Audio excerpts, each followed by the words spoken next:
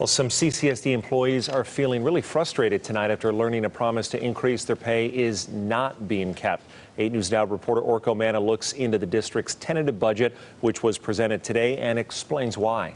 We are all disappointed. Anna Sliding is a Spanish teacher at CCSD's Nevada Learning Academy. She says with the rising cost of living, she needs a pay raise. My salary has not been able to keep up with those increases, so my own personal family budget is having to make cuts. They deserve a raise. But the governor's promised 3% salary increase for CCSD employees is not part of the district's budget, at least for now. Sliding says she proctors exams on weekends and teaches summer school just to make ends meet. I've got 4 kids.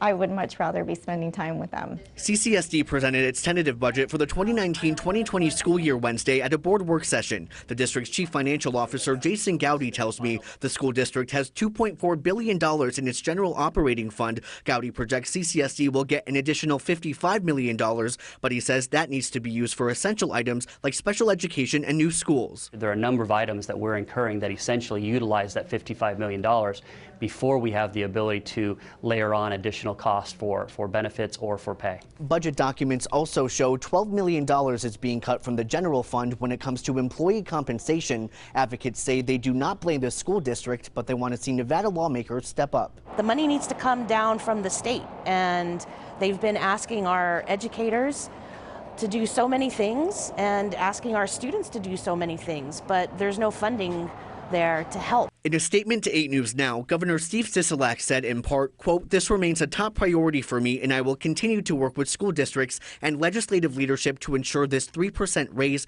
gets to our educators." Orko Manna, 8 News Now. Orko, thank you. And again, this is a tentative budget, so there is still some time for things to potentially change. The final budget must be approved by the Board of Trustees. That'll happen in May, and CCSD needs to send that final budget to the state in June.